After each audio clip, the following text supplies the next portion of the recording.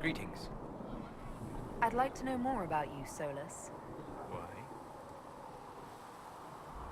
You're an apostate, yet you risked your freedom to help the Inquisition. Not the wisest course of action when framed that way.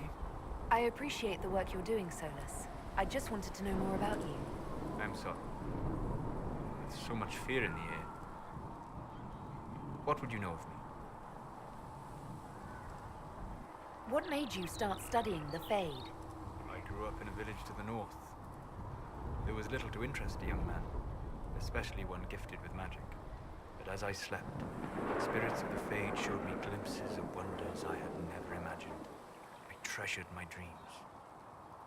Being awake, out of the Fade, became troublesome. Did spirits try to tempt you? No more than a brightly colored fruit is deliberately tempting you to eat it. I learned how to defend myself from more aggressive spirits, and how to interact safely with the rest. I learned how to control my dreams with full consciousness.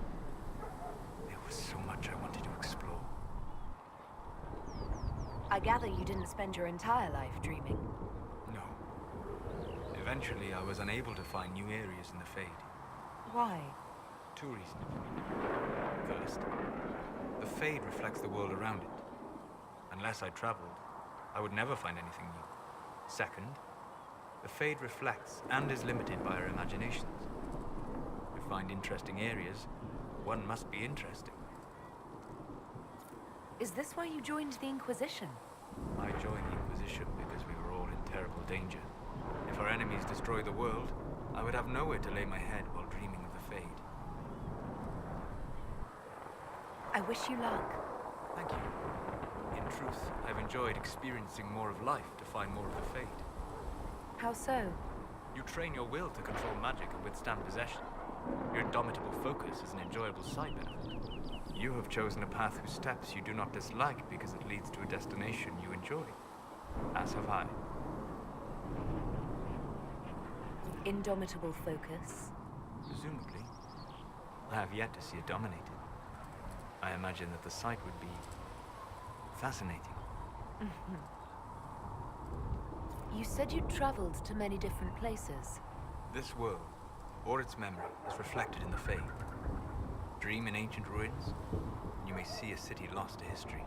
Some of my fondest memories were found in crumbling cities, long picked dry by treasure seekers. The best of the battlefields. Spirits press so tightly on the veil that you can slip across with but a thought. Any place in particular? I dreamt Dostigar. I witnessed the brutality of the Darkspawn and the valor of the Ferelden warriors.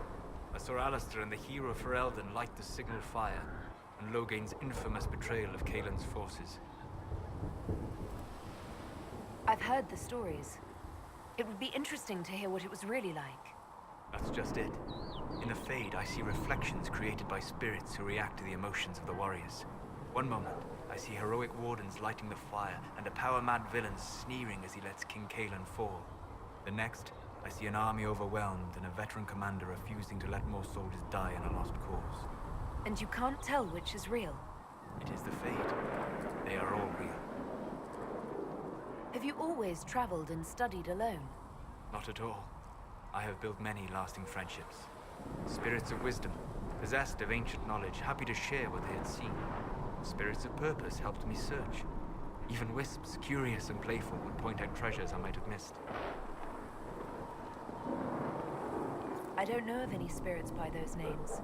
They rarely seek this world. When they do, their natures do not often survive exposure to the people they encounter. Wisdom and purpose are too easily twisted to pride and desire.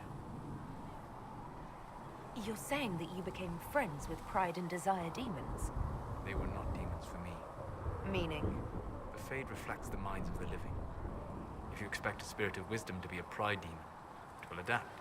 And if your mind is free of corrupting influences, if you understand the nature of the spirit, they can be fast friends. I'm impressed that you could become friends with spirits. Anyone who can dream has the potential. Few ever try. My friends comforted me in grief and shared my joy.